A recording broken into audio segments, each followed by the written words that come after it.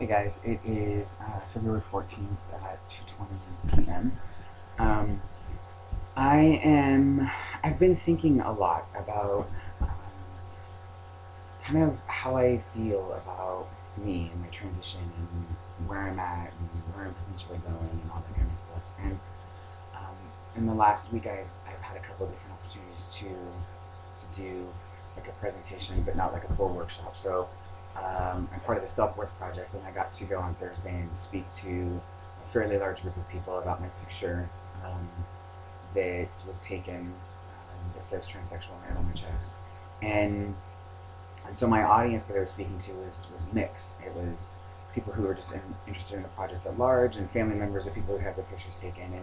And the point was for us to tell a little bit about our story, our history that kind of brought us to a place of having this picture taken. So it was a little bit different in the sense that it wasn't a conversation or wasn't an audience that was specifically um, talking to or talking about queer people or queer identities. So, um, and I was the last person to speak, and what I had noticed is that, and I've noticed this before, but I really noticed this on Thursday, this last Thursday when I was speaking at the Self Project, and then I noticed it again yesterday. Christy and I participated in what's called StoryCorps, StoryCorps.com or .org. It's a traveling recorded history thing. That's the best way to describe it. But you can check it out online, and these stories are going to be housed at the Library of Congress. And so we had a 40-minute conversation that was taped between Christy and I, and we talked about our relationship and our identity. So between the Thursday night thing and the thing yesterday with StoryCorps, what I really realized is that um, I I spend a lot of time and I do a lot of work advocating and doing activism around trans inclusion and trans identities and trans education for other people, and I think that I'm really good at it, and I think that I can create these really safe spaces for people to have conversations and learn and grow. But when it comes to talking about my own personal experiences, my own struggles, um, if they are struggles that occurred in the past and how now have been resolved in some way, I can talk about those things. But if they are struggles that happened in the past and are still happening and are likely to happen into the future, and are likely just a result of being trans, that's something I'm always going to have to deal with, I have a really hard time talking about it, and I don't want to talk about it. And so that place of not advocating for myself or not having a voice for myself, it still really exists, and I don't think that I necessarily knew that up until in such a concrete way until I think even yesterday. I'm having a hard time, and maybe others can relate to this, about sort of the ongoing experiences, the ongoing sorts of things that trans folk that we deal with, and I'm not talking about the obvious stuff of like still having incongruencies or still having um, feeling discomforts in our bodies, or the incongruencies of my genitals compared to the rest of my body. Or I mean, I think that stuff is talked about, and I've talked about that stuff, and there's this kind of common understanding that it exists.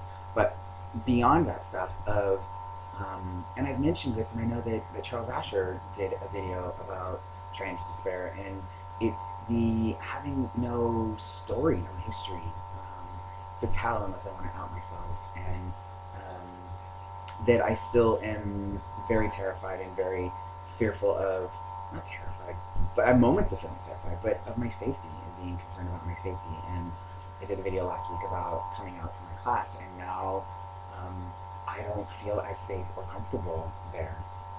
I definitely don't feel as safe or comfortable going into the bathroom right before or after class with my classmates, because I just don't know. I just don't know who may want to hurt me or maybe won't. And even if they're not going to physically hurt me, it's like I don't want to be confronted. I don't want to be challenged in that way, and so it's scary. And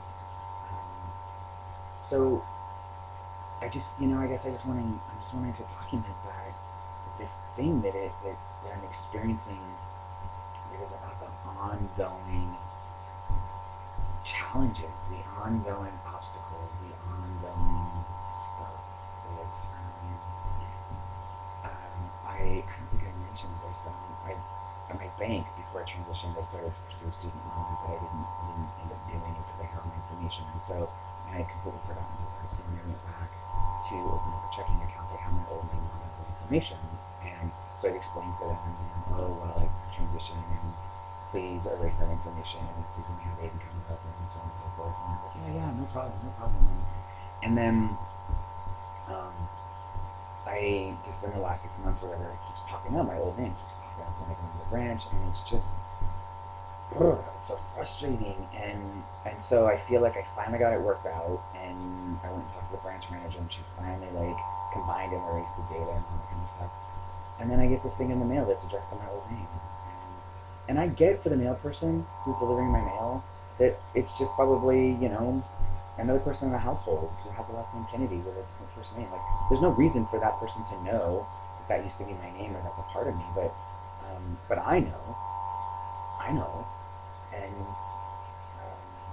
it just wears you down. And, feeling like an incomplete person.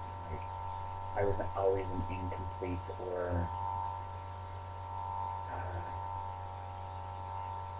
an incomplete female, I guess. And now I've transitioned, and I still feel like an incomplete man.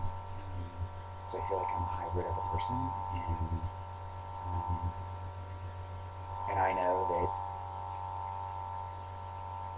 that now feeling like a hybrid is better than feeling incomplete, I suppose. I would never say that I thought prior to my transition was better than how I feel now. All of them reasons better now, but I guess being curious, does that sense of incompleteness ever go away as I notch in more time as Aydin and as male and being experienced in this body and presentation? Will that subside, or will it not, or is this just the path? Is just the legacy? And I know that, particularly when I'm speaking, doing public speaking stuff, I never talk about I might like touch on like the shitty stuff, because like let's face it, like being trans isn't all fucking roses, and but I think that I feel this sense of pressure to not paint this sad, dreary, horrible picture, and it's not that. It's not sad, dreary, and horrible, but there are components of being trans that are frustrating, and there's sad, and there's loss, and there's grief, and there's all that sort of stuff.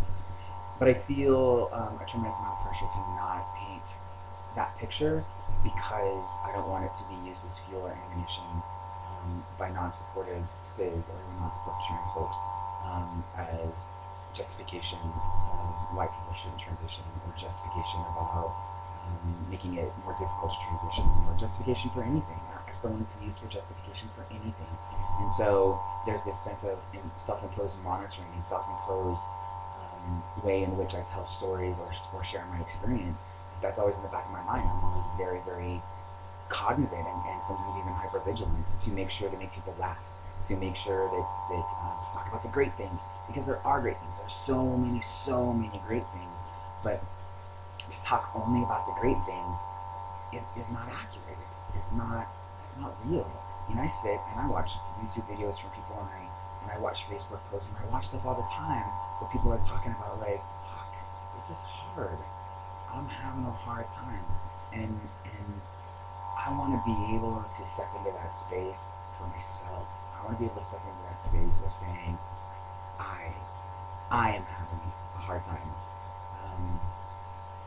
That's my last time I made a video on my phone, right? So I'm gonna check it.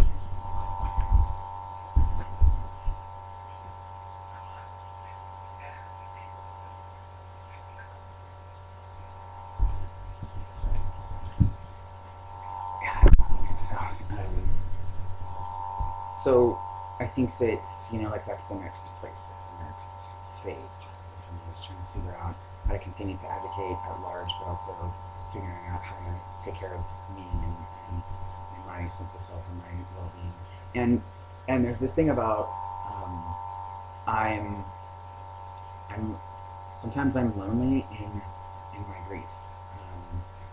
I have Christia, who's this amazingly supportive person, and I have amazingly supportive family and amazingly supportive friends. But when I tell a story or share an experience about something, there's nobody around me who is saying, yeah, I know how hard that is, or I know how much that hurts. I don't have anyone who's saying, I get that from this place of when I experienced it, I felt something similar. And I think that I'm desperately needing that. Um, because although people are well intentioned, when they try to explain away something that happens, they are they're devaluing the experience of the pain and not validating, and sometimes it feels like they're trying to, and I think it comes from this place of not wanting it to be hard or painful for me, but in essence, what they're doing is justifying. They're justifying what has happened because the person doesn't know, or that person didn't mean probably, or what have you, or whatever, and so in these spaces of grief and in these spaces of sadness and in these spaces of frustration, there's loneliness. There's loneliness. And I'm really aware that I've been lonely most of my life, even though I've been surrounded by a lot of people. And even now, I'm surrounded by a lot of people that I experience frequently pretty severe sense of loneliness. And so it's just kind of being honest about how I need to continue the process of documenting this wild ride called transition and figure out what's next.